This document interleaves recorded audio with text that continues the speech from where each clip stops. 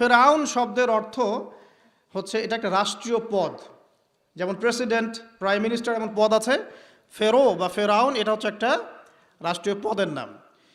তো ফেরাউনের আসল নাম হচ্ছে রেমেসিস। কি নাম?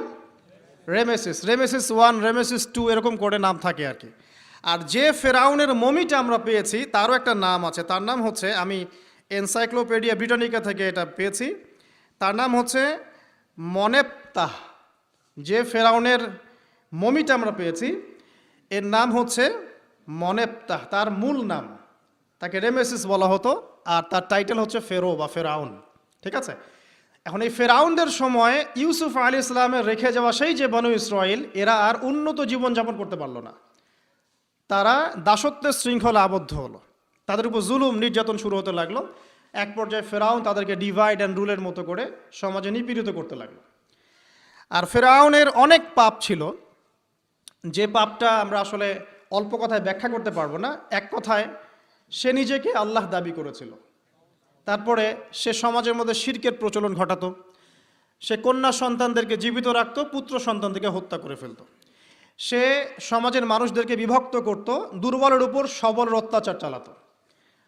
এবং তার একটা অহংকার ছিল, সেটা হচ্ছে সেনাবাহিনীর অহংকার।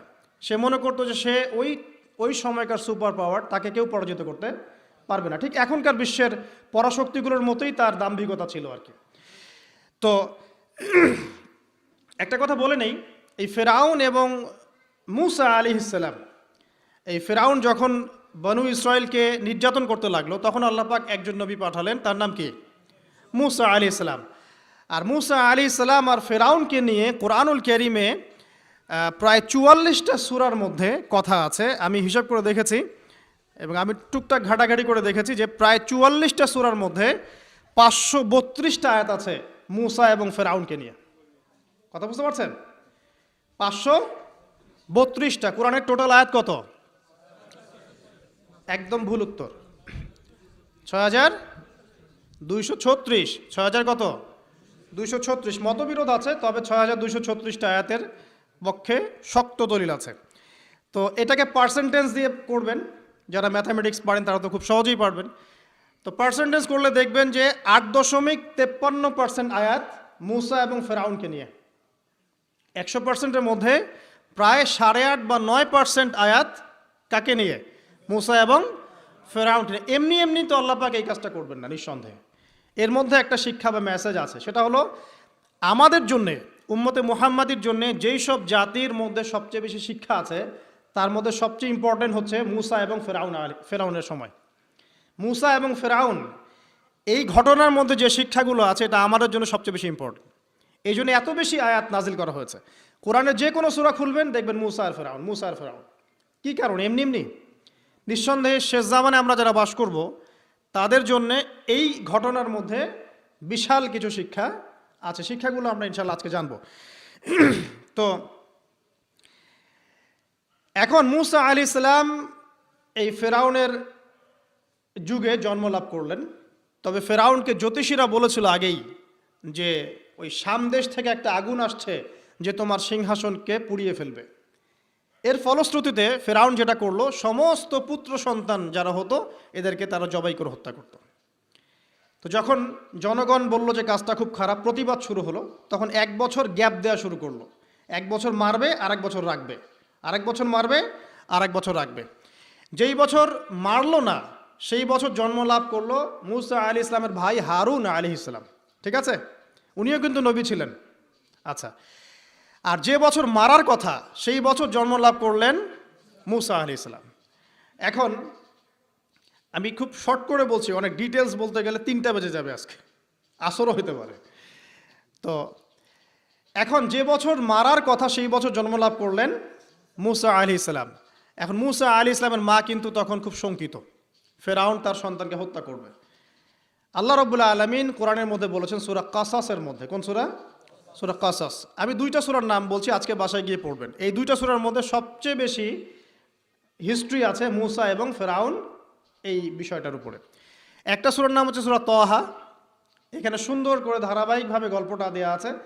আর একটা সূরা হচ্ছে সূরা কাসাস। এই 2টা পড়বেন অর্থসহ। তো মুসা আলাইহিস সালামের মায়ের হৃদয়টা খুব শঙ্কিত ছিল যে তার সন্তানকে হত্যা করে ফেলা হবে। আল্লাহ রাব্বুল আলামিন বলছেন যে আমি তার কলবে ইলহাম করলাম। সুবহানাল্লাহ। আল্লাহ পাক তার মায়ের কলবের মধ্যে ইলহাম, মানে কি? ইলহাম হচ্ছে আল্লাহর পক্ষ থেকে প্রত্যাদেশ না, ওহী না, কিন্তু একটা বুঝ বা একটা নূর, একটা তাজাল্লি, একটা বসিরা ঢেলে দেওয়া। এটা কিন্তু নবুয়ত না, একটা কাজের চেতনা বা দৃঢ়তা আল্লাহর পক্ষ থেকে ঢেলে দেয়া। ঠিক আছে? তো তার মায়ের কলবের মধ্যে আল্লাহ রাব্বুল আলামিন ইলহাম করলেন যে তুমি তোমার সন্তানটাকে সিন্দুকের মধ্যে ভরে ভাসিয়ে দাও নীল নদে। এখন তার মায়ের কলব, তার মায়ের হৃদয় ছটফট করতে লাগলো, কারণ কোনো মাই তো চাইবে না তার সন্তানকে এভাবে ভাসিয়ে দিতে। আল্লাহ পাক বলছেন যদি না আমি তার হৃদয়টাকে শক্ত করতাম তাহলে সে বিচলিত হয়ে পড়তো। আল্লাহ পাক তার হৃদয়টাকে শক্ত করলেন, সে বিচলিত হলো না, সন্তানকে ভাসিয়ে দিল। এবার সন্তান ভাসতে ভাসতে ভাসতে কোথায় যাচ্ছে? যেখানে ফেরাউনের স্ত্রী গোসল করছে। কথা কি বুঝতে পারছেন? খুব চমৎকার হিস্ট্রি কিন্তু গল্পটা। এবং গল্প মানে এখানে আসলে গাল গল্প না, এগুলো সত্য ঘটনা। এক একটা বর্ণ তেমন সত্য যেমন সূর্য পূর্ব দিক থেকে ওঠে এবং পশ্চিমে ডোবে। এটা যেমন সত্য, এর এক একটা বর্ণ সত্য, এগুলো কোনো গাল গল্প নয়। এবার ফেরাউনের স্ত্রী আসিয়া সেই সিন্দুক পেয়েছে। মুসা আলাইহিস সালামকে আল্লাহ পাক বলছেন যে আমি মুসা আলাইহিস সালামের চেহারার মধ্যে মোহাব্বত বা ভালোবাসা ঢেলে দিয়েছিলাম। তার চেহারা যেই দেখতো তাকে ভালোবাসত। বুঝছেন? ভালোবাসা ঢেলে দিয়েছেন। এবার ফেরাউনের স্ত্রী আসিয়া, এখানে আসিয়া নন, অন্য একজন স্ত্রী হয়তো, তিনি বলছেন যে ফেরাউনকে বলছে যে একে আমরা আমাদের কাছে রেখে দিই, হয়তোবা সে আমাদের উপকারে আসবে, অথবা তাকে আমরা সন্তান হিসেবে গ্রহণ করতে পারি। লা তাকতুলুহ, তাকে হত্যা করো না। আসা আন ইয়ানফাআনা আও নাত্তাখিযাহু ওয়ালাদা, এরকম করে আল্লাহ পাক বলেছেন কোরআনে। তো ফেরাউন তার স্ত্রীর কথা শুনলো এবং তাকে না হত্যা করে রেখে দিল। আর আল্লাহ রাব্বুল আলামিনের কি কৌশল! ওয়া মাকারুল্লাহ, যেই মূসাকে হত্যা করার জন্যে বছরের পর বছর হাজার হাজার শিশুকে হত্যা করা হয়েছে, সংখ্যাটা লাখ লাখও হতে পারে, সেই মূসা আলাইহিস সালামকে আল্লাহ পাক ফেরাউনের ঘরেই লালন পালন করতে লাগলেন। চিন্তা করলেন? এবার মূসা আলাইহিস সালাম যখন যুবক হলেন, আমি সংক্ষিপ্ত করছি, যখন যুবক হলেন তখন একদিন দেখলেন যে রাস্তায় দুজন ব্যক্তি ঝগড়া করছে। সূরা কসসের মধ্যে আছে, স্ট্রিট ফাইট। তো একজন ব্যক্তি হচ্ছেন বনু ইসরাইলের, আরেকজন হচ্ছে ফেরাউনের সেনাবাহিনীর। এখন মূসা আলাইহিস সালাম কার পক্ষ নেবেন? তিনি বনু ইসরাইলের পক্ষ নিলেন। তিনি গিয়ে তাকে বাঁচানোর চেষ্টা করলেন এবং শুধু একটা ঘুষি দিয়েছেন, ফাওয়াকাযাহু, একটা ঘুষি, ফাকাদা আলাইহি, এবং এই একটা ঘুষিতেই সেই ব্যক্তি ডেড। এটা কোরআনে আছে, সূরা কসসে। তার মানে কোরআন দলিল দিচ্ছে যে মানুষের বডিতে এমন এমন পার্টস আছে, এমন এমন জায়গা আছে যেখানে একটা ঘুষি মারলেও মানুষ মারা যেতে পারে। কি বুঝলেন? যারা মার্শাল আর্ট শিখেছেন বা শিখছেন তারা এটা আরও ভালো বুঝবেন। মানুষের এই বডিতে এমন অনেকগুলো জায়গা আছে, 7টা বা 8টা বা 10টার মতো, যেখানে একটা ঘুষি দিলেও মানুষ মরতে পারে। সো ভালো কিছু শিখেন, শিখলে ঠিক আছে। টিকটক প্রজন্ম না হয়ে আর এই মোবাইলে লুডু না খেলে ভালো কিছু শেখেন, ইনশাআল্লাহ কাজে দিবে। আত্মরক্ষা শেখা খারাপ? আচ্ছা, তো তবে দাড়ি টুপি নিয়ে শিখতে যান না, সমস্যায় পড়তে পারেন। তো এখন একটা ঘুষিতে সেই ব্যক্তি মারা গেল। তার পরের দিন আবার দেখা গেল যে ওই ব্যক্তি যাকে তিনি বাঁচিয়েছেন সেই ব্যক্তি আর আরেকজন সেনাবাহিনীর সদস্য আবার মারামারি করছে। এবার মূসা আলাইহিস সালাম বললেন যে তুমি তো একটা বোকা মানুষ। এবার সে আবার চড়াও হতে শুরু করলো মূসা আলাইহিস সালাম, কিন্তু এবার একজন ব্যক্তি এসে তাকে বললেন যে গতকাল তুমি কিন্তু একজনকে হত্যা করেছো এক ঘুষিতে, আজকে আবার তুমি এই কাজ করতে যাচ্ছ, তুমি তো এখানে স্বৈরাচারের মতো আচরণ করছো। মূসা আলাইহিস সালাম তখন আল্লাহর কাছে ক্ষমা চাইলেন, বললেন ইন্নাহু হাযা মিন আমালিশ শাইতান, এটা তো শয়তানের মতো কাজ, শয়তানের কাজ হয়ে গেল। রব্বিক ফিরলি, আল্লাহ আমাকে মাফ করে দিন। ফাগফার আল্লাহ, আল্লাহ পাক বলছেন আমি তাকে মাফ করে দিলাম। তিনি তো ইচ্ছাকৃতভাবে করেন নাই, করেছেন আনইনটেনশনালি, এটা হয়ে গেছে। কিন্তু এখন ফেরাউন মূসা আলাইহিস সালামকে ধাওয়া করতে শুরু করলো, কারণ ফেরাউনের দৃষ্টিতে মূসা আলাইহিস সালাম একটা মার্ডার করেছেন তার দৃষ্টিতে, কিন্তু মূসা আলাইহিস সালাম তো আর এটা করেন নাই, ইচ্ছা করে এটা হয়নি, অ্যাক্সিডেন্টলি হয়ে গেছে। এখন মুসা আলাইহিস সালামকে এক ব্যক্তি এসে বলল, তুমি এখান থেকে তাড়াতাড়ি পালাও, এই মিশরে থাকলে ফেরাউন তোমাকে ধরে এখন শাস্তি দিবে। এখন মুসা আলাইহিস সালাম বাধ্য হয়ে মিশর থেকে চলে যাচ্ছেন কোথায়? মাদিয়ান। কোন জায়গা? মাদিয়ান। এটাও আরবের মধ্যে একটা জায়গা, যেই জায়গার নবী হচ্ছেন শুআইব আলাইহিস সালাম। কি নাম?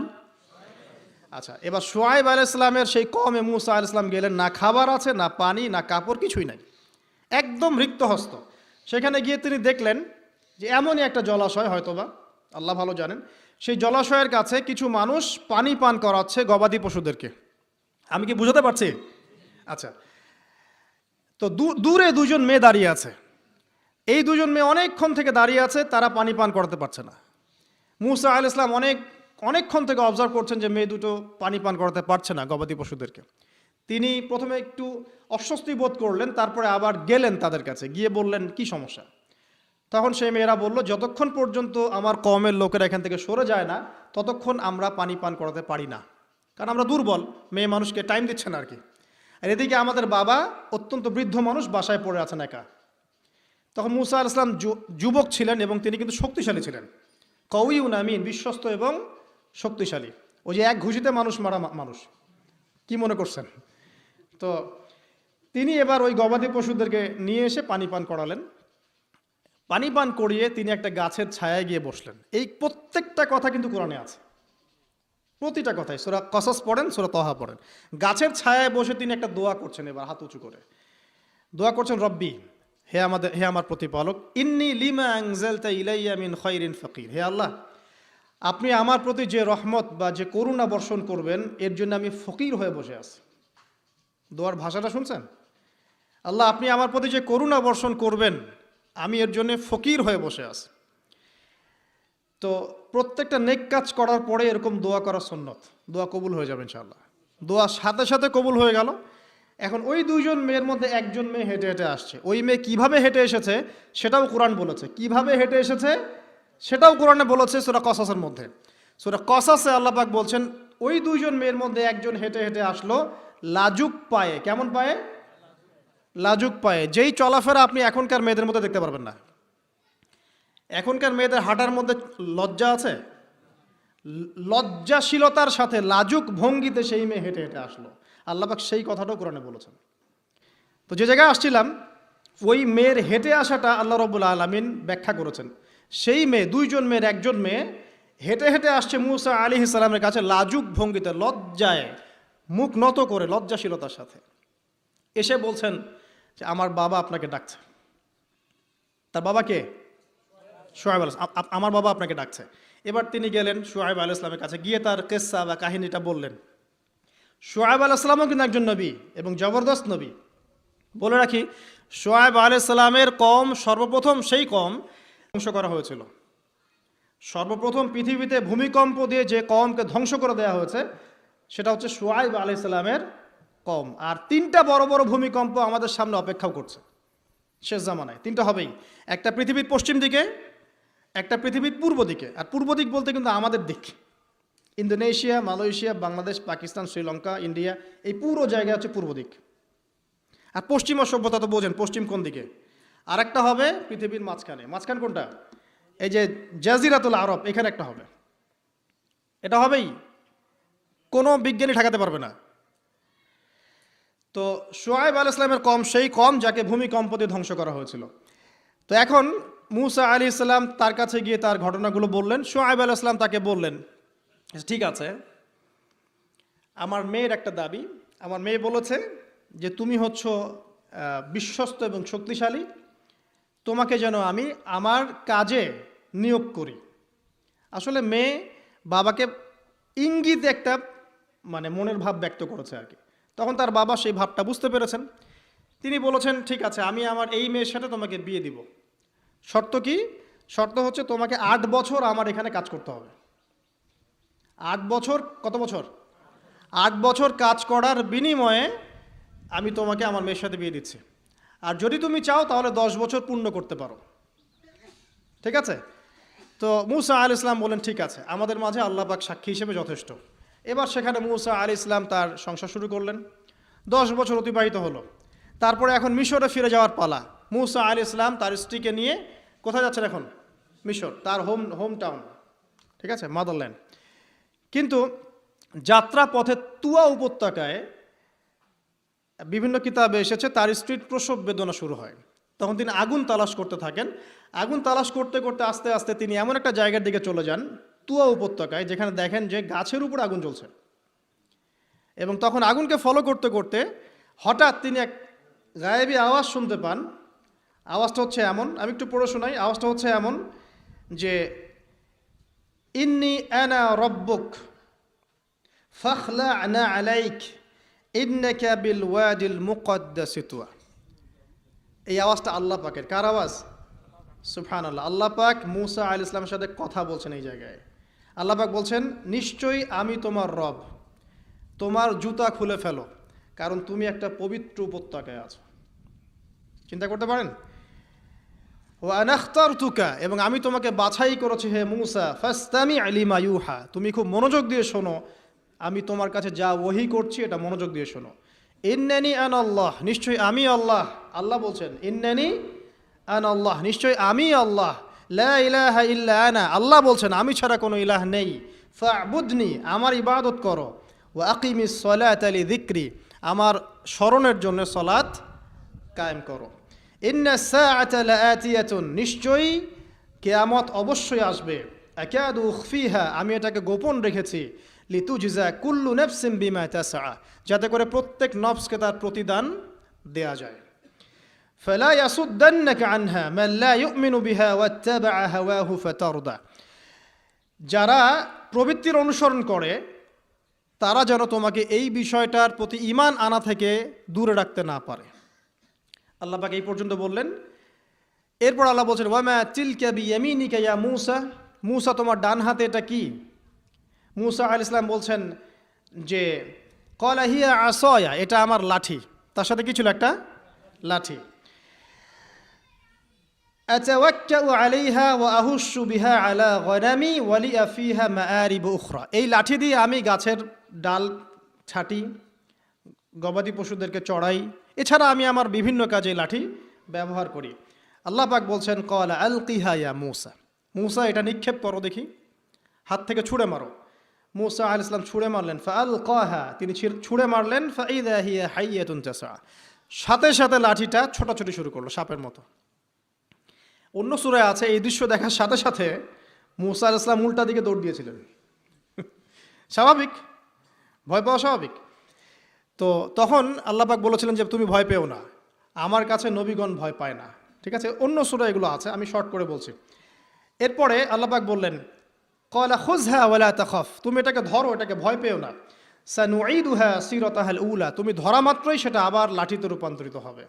আরেকটা কাজ করো, ওয়াদমুম ইয়াদাকা ইলা জানাহিক, তোমার হাতটাকে বগলের নিচে নিয়ে যাও। তাখরুজ বাইদা মিন গায়রি সু, এটাকে বের করো, তারপর দেখবে এটা স্বচ্ছ আলো প্রদান করবে। সুবহানাল্লাহ। বগলের মধ্যে হাত নিয়ে আসো, হাতটাকে বের করো, দেখবে হাত থেকে স্বচ্ছ আলো বের হবে। এই দুইটা মুজিজা আল্লাহ পাক তাকে দিলেন। আয়াতান উখরা, এটা আরেকটা নিদর্শন। তো এখানে কি হলো? মূসা আলাইহিস সালাম নবুয়ত পেলেন। Shortcut key? মূসা আলাইহিস সালাম কি পেলেন? নবুয়ত পেলেন। নবুয়ত পাওয়ার সাথে সাথে আল্লাহ পাক তাকে দুটো মুজিজা দিলেন। একটা হচ্ছে লাঠি, আর একটা কি? হাত বগল থেকে বের করলেই কি হবে? আলো বের হয়ে যাবে। এবার তার ডিউটি কি? আল্লাহ পাক ডিউটি দিচ্ছেন তাকে যে ইযহাব ইলা ফিরআউনা ইন্নাহু তাগা, এবার তোমার কাজ হচ্ছে তুমি ফেরাউনের কাছে যাবে, কারণ ফেরাউন সীমা লঙ্ঘন করেছে। তখন মূসা আলাইহিস সালাম বললেন, রব্বি ইশরাহ লি সদরি, আল্লাহ আমার বক্ষটাকে প্রশস্ত করে দিন। মানে আমার তো সেখানে যাওয়ার সাহস হচ্ছে না, আমি তো সেখানে ওদের দৃষ্টিতে একজন খুনের আসামি, ওদের দৃষ্টিতে ওরা তো আমাকে পেলে হত্যা করে ফেলবে। আল্লাহ পাক বলছেন, কেল্লা, কখনো না, তারা তোমাকে হত্যা করতে পারবে না। তখন তিনি দোয়া করছেন, আল্লাহ আমার হৃদয়টাকে প্রশস্ত করে দিন, ওয়া ইয়াসসির লি আমরি, আমার কাজকে সহজ করে দিন। ওয়াহলুল উকদাতাম মিন লিসানি, আমার লিসান, আমার জিহ্বায় জড়তা আছে আল্লাহ, এটাকে দূর করে দিন। ইয়াফকাহু কওলি, যাতে মানুষ আমার কথা বুঝতে পারে। এই দোয়া করলেন, কবুল হয়ে গেল। এবং আরও দোয়া করলেন যে ওয়াজআলি ওয়াজিরাম মিন আহলি, আমার পরিবারের মধ্য থেকে একজন ওয়াজির দেন। ওয়াজির মানে সহায়ক, যেটা হচ্ছেন হারুন আলাইহিস সালাম, যাতে করে আমরা কি করতে পারি? বেশি বেশি আপনার জিকির করতে পারি এবং আমাদের কাজ সহজ হয়। তো আল্লাহ রাব্বুল আলামিন তার ভাই হারুন আলাইহিস সালামকেও নবুয়ত দান করলেন, দুজন মিলে। এখন আল্লাহ পাক বলছেন, ইযহাবা ইলা ফিরআউন, তোমরা দুজন ফিরআউনের কাছে যাও, ইন্নাহু তাগা, সে সীমা লঙ্ঘন করেছে, তবে ফাকুলা লাহু কাওলাল লাইয়িনা, তার সাথে নরম সুরে কথা বলো, লাআল্লাহু ইয়াতাযাক্কারু আও ইয়াখশা, হয়তোবা সে উপদেশ গ্রহণ করবে অথবা আল্লাহকে ভয় করতে পারে। তো ডিউটি দেওয়া হলো যে তোমাদের কাজ এখন এটা, এবং তোমাদের ভয় পাওয়ার কোনো কারণ নাই, সে তোমাদের কোনো ক্ষতি করতে পারবে না। তার কাছে যাও, মোজেজা দেখাও, আল্লাহর দিকে দাওয়াত দাও, লা ইলাহা ইল্লাল্লাহর। যদি সে দাওয়াত কবুল করে আলহামদুলিল্লাহ, যদি না করে তাহলে আমি আল্লাহ তার জন্যে যথেষ্ট। এবার শর্ট করে নিয়ে আসি, মুসা আলাইহিস সালাম সেখানে গেলেন, যাওয়ার পরে ফিরআউনকে দাওয়াত দিলেন। তো ফিরআউন বলছে, ক্বালা ওয়া মার রাব্বুকুম ইয়া মুসা, কোন রবের কথা বলছো? আমি তো মা আলিমতু মিন ইলাহিন গায়রি, আমি তো জানি না, আমি ছাড়া তোমাদের কোনো ইলাহ আছে আমি তো এটা জানি না। এটা কার কথা? ফিরআউন বলছে যে মা আলিমতু মিন ইলাহিন গায়রি, আমি ছাড়া অন্য কোনো ইলাহ তোমাদের আছে, মা আলিমতু ইলাহুকুম গায়রি, আমি ছাড়া তোমাদের কোনো রব আছে এটা তো আমি জানি না। অন্য আয়াতে সে বলেছিল যে আনা রব্বুকুমুল আ'লা, আমি তোমাদের মহান রব। ঠিক আছে? তো মুসা আলাইহিস সালাম ব্যাখ্যা করলেন, আমি সেই রবের কথা বলছি যে রব আসমান সৃষ্টি করেছেন, জমিন সৃষ্টি করেছেন, যেভাবে তাওহীদের দাওয়াত দিতে হয় সব দিলেন। এরপরেও ফেরাউন সেটা গ্রহণ করলো না। তখন মুসা আলাইহিস সালাম বললেন, যদি আমি তোমাকে কোনো বড় নিদর্শন দেখাই তারপরেও কি বিশ্বাস করবে না? তখন ফেরাউন বলল যে দেখাও দেখি। তখন তিনি লাঠি ছুঁড়ে মারলেন, সাপ হয়ে গেল। এই দৃশ্য থেকে ফেরাউনের পরিবারের সবাই ভয় পেয়েছিল, কিন্তু পলিটিক্যাল স্বার্থে ফেরাউন বলেছিল যে সে একজন বড় জাদুকর, জনগণকে তো বোঝাতে হবে কিছু, নিজে ভয় পেলেও জনগণকে তো কিছু বোঝাতে হবে। সে জনগণকে বলছে আসলে সে একজন বড় জাদুকর, সে চাচ্ছে তোমাদের ন্যাশনের মধ্যে ফাটল সৃষ্টি করতে। তো এখন কি করা যাবে? পরামর্শ করা হলো, তার কাছের কিছু মানুষ থাকে না, তার মন্ত্রী পরিষদ যারা শয়তানিতে পিএইচডি করেছিল আর কি, তার ওকে পরামর্শ দিল যে একটা কাজ করা যাক, একটা বড় ময়দানে যাওয়া যাক, সেখানে আমরা বড় বড় জাদুকরদেরকে ডাকবো, এখানে একটা জাদুর ব্যাটল হবে, মোনাজারা হবে জাদুর। তো সব বড় বড় জাদুকরকে ডাকা হলো মিশরের, এবং বলে রাখি যে জাদুবিদ্যা কিন্তু সত্য, সুলাইমান আলাইহিস সালামের সময় থেকে এটা চলে আসছে। হারুত এবং মারুত ফেরেশতাকে কিন্তু এর মধ্য দিয়ে পরীক্ষা করা হয়েছে মানব জাতিকে। যাই হোক, তো জাদু থেকে বাঁচার জন্য কোরআন এবং সুন্নাহর যে দোয়া কালামগুলো আছে এগুলো নিয়মিত পড়বেন ইনশাআল্লাহ। আল্লাহ পাক আমাদেরকে হেফাজত করুন, আমিন। তো আমি শর্ট করছি। তো এবার জাদুকররা একদিকে, মুসা আলাইহিস সালাম একদিকে। তো মুসা আলাইহিস সালামকে তারা বলছে তুমি আগে ছুঁড়ে মারবে না আমরা ছুঁড়ে মারবো। মুসা আলাইহিস সালাম বলছে বাল আলকু, তোমরা ছুঁড়ে মারো। তখন তারা যখন তাদের লাঠিগুলো ছুঁড়ে মারলো, এগুলো সাপ হয়ে গেল। এটা একটা চোখের ভেলকিবাজি ছিল। আল্লাহ পাক এই জাদুটাকে বলেছেন কোরআনে সিহরুন আযীম, বড় একটা জাদু করেছিল তারা, মানে তারা জাদুবিদ্যায় খুব পারদর্শী ছিল। এখন যেমন সায়েন্সের যুগ, তখন কিন্তু জাদুবিদ্যার যুগ ছিল। ঠিক আছে? তো মুসা আলাইহিস সালাম তারপর কিছুটা ভয় পেয়ে গেলেন। আল্লাহ পাক বলেন তুমি ভয় পেও না, বরং তোমার লাঠি ছুঁড়ে মারো, ইন্নাকা আনতাল আ'লা, তুমি বিজয়ী হবে ইনশাআল্লাহ তাআলা।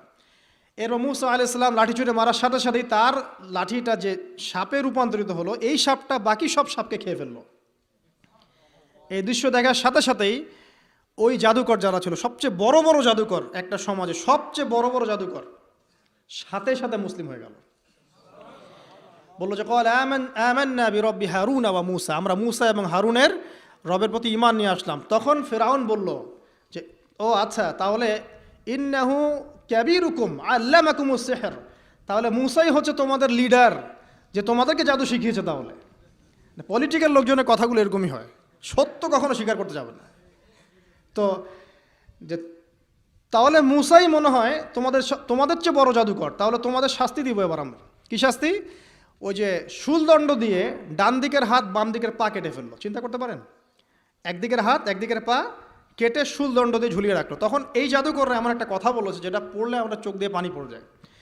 এই জাদুকররা বলেছিল যে তোমার যা ইচ্ছা তুমি তা করো, ফাকদি মা আনতা ক, তোমার যা মনে চায় তাই করো। কথাটা শুনছেন? ফাকদি মা আনতা ক, তোমার যা মনে চায় তাই করো। কিন্তু আমরা ইন্না আমান্না বিরব্বি হারুন ওয়া মুসা, আমরা মুসা এবং হারুনের রবের প্রতি ঈমান এনেছি। আশা করা যায় যে আমরা এই ঈমান আনার ফলে সারা জীবন জাদুবিদ্যা চর্চা করে যে পাপ করেছি, আল্লাহ পাক সব পাপ মাফ করে দিবেন ইনশাআল্লাহ। দেখেন, একটা সেজদা না করেও তারা জান্নাতে চলে গেল। দেখলেন, তারা কিন্তু নামাজ পড়তে পারে নাই, সুযোগ হয়নি। রোজা রাখতে পারে নাই, জাকাত দিতে পারে নাই, শুধু খালেস ইমান যে না আল্লাহকে চিনেছি, আল্লাহ ছাড়া কোনো ইলাহ নাই, আল্লাহ ছাড়া কাউকে পরোয়া করি না, আল্লাহই সব কিছু। তারপরে তাদেরকে ফাঁসি দেওয়া হলো, হাত পা কেটে ফেলা হলো, জান্নাত। এই ঘটনাটা পড়বে তহার মধ্যে আছে।